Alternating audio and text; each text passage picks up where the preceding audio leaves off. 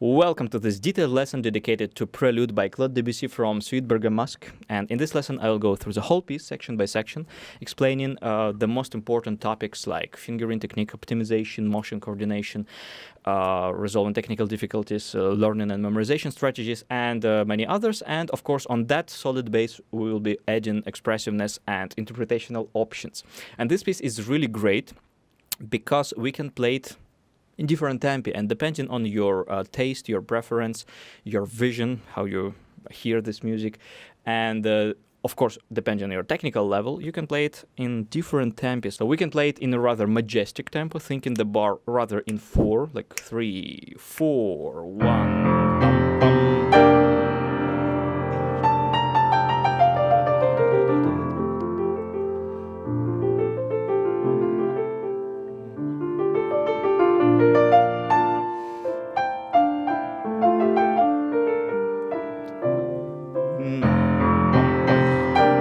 And we can nevertheless provide a quite convincing interpretation, promenade style, so not really quick, but rather majestic one. Or we can play it in a more vibrant tempo, providing more energy, more brilliance, let's say.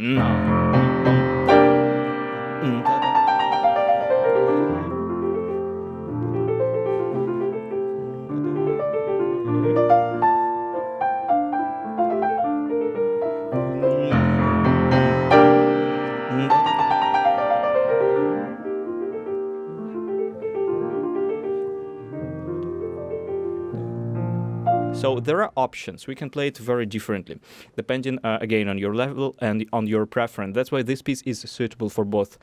I would say it's suitable for both intermediate and advanced piano players. For those of you who would like to have a full version of this course, please follow the link in the description. And I also would remind you guys that, first of all, you might subscribe to this channel, like no stress, no pushing. Don't subscribe if you don't want to. Just remember that you have such an option. And also, I do teach online, so if you are interested in online lessons with me, just use the link in the description in order to contact me. So let's start from the first 6 bars. In the first bar, articulation is quite important because we have a slurred octave. That's why the first note is our leaning point. We dive deeper in it. Of course, it would be great if you would have stability in the 5th finger. A video about 5th finger you might check on my channel. But anyway, we should have a feeling of a certain elastic, flexible feeling between these 2 notes.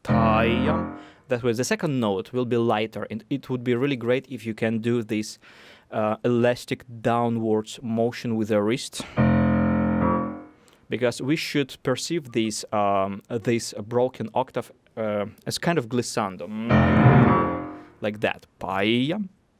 That's why. And next two notes, these repeated C, they are accented.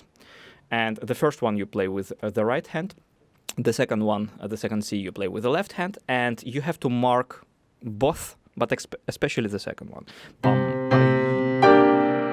Because this is a syncopated note. Syncopated means accented not on the beat, but somewhere between beats. And the chord, of course, has the biggest importance. That's why cushioning with the wrist, of course, obviously, but nevertheless, playing it rather somewhere from the back. So stable fingers, but just imagine that you kind of push off the keyboard when you play it, and immediately releasing fingers after the chord. So you don't hold tension while holding such long chords. You immediately free up the hands.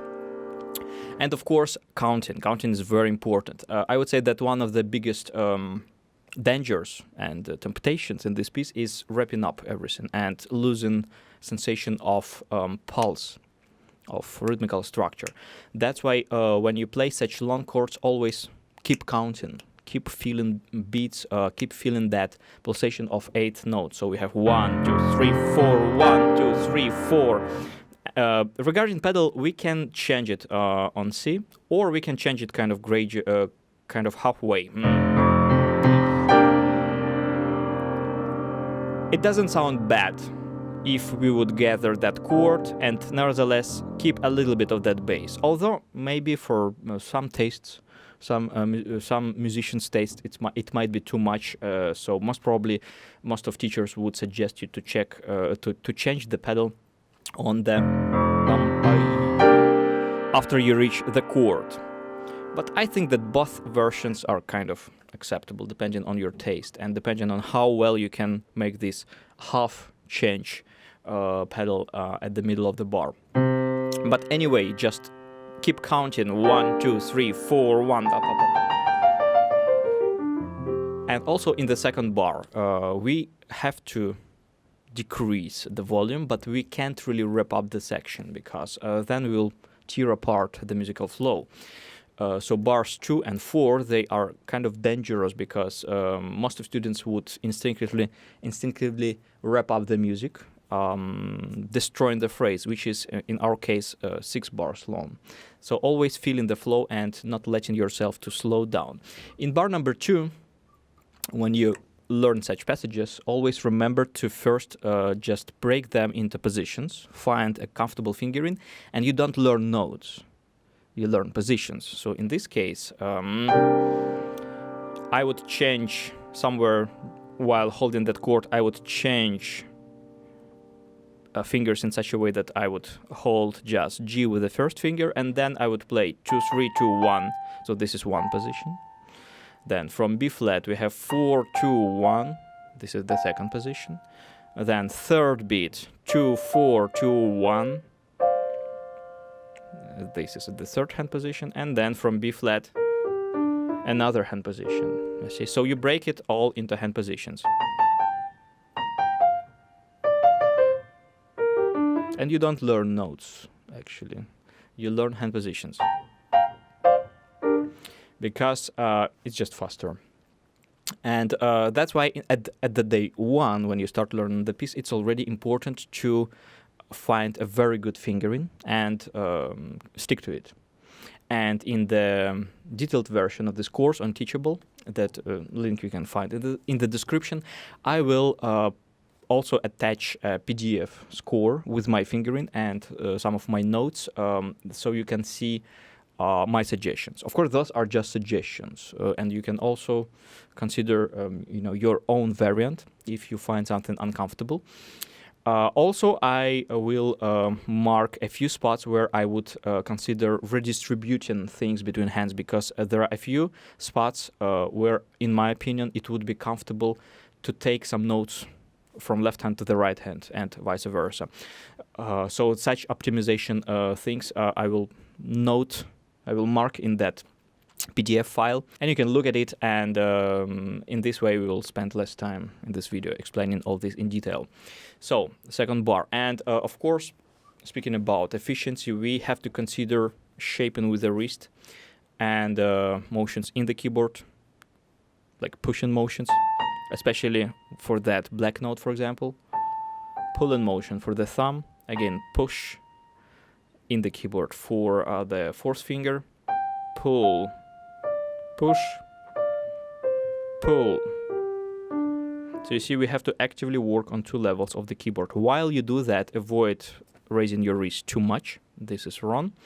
You have to use that in order to stabilize knuckles, to increase the angle between the finger and the hand. So this is what this pushing motion in the keyboard is about. It's not for raising your wrist, but for stabilizing this knuckle. So in, out, in, out, in, out, release. So you might also consider learning it like that. Of course, then you smoothen all these motions. And also deblocking the wrist, so you would feel yourself really comfortable. So the whole arm is participating in this passage. Then bar number 3. If you can't hold these notes, you just break them like that. And just make sure to take pedal from bass in order not to lose that bass. And you can play that on one pedal, changing it on the third beat. If you can hold it, then you might also change pedal on the second beat. Change. But what is most important is to have all these notes still sounding on pedal on the second beat. And then also here, pull, and then imagine that these three notes, it's one steady movement in the keyboard. Push, and then again pull on the second beat. So pull, push, pull, and adding a little bit of elbow movement. And you get this kind of circling motion that allows you to phrase it well and to sound a bit more musically. And you see, I try to smoothen the second beat, because if we will be marking strong beats, then we will sound as students in a rather primitive way. That's why in romantic music we follow the shape of the phrase. So crescendo and softer the strong beat. Then when you hold these long notes, you have to nevertheless free up your hand. So you press the note and you free up the hand immediately, because you would need that freedom for the rest of the bar. And then bar number 4, same thing, pull, push, pull. And then in this bar, in the left hand, I would use 5-2, like this, in order to take that D on the third beat in the left hand. So in the left hand you play the 6th, and then you play additionally an octave while holding A, because this will help us to play the right hand without problems. You just take this D in the left hand, and then you play comfortable fingering in the right hand the rest of the passage.